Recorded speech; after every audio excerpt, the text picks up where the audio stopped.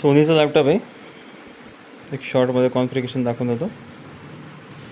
i3 processor आहे, 4 GB RAM आहे, 64 bit operating system आहे, 465 म्हणजे 500 GB हार्ड डिस्क आहे,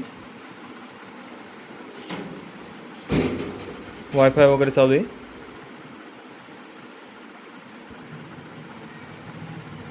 वेबकॅम वगैरे चालू आहे.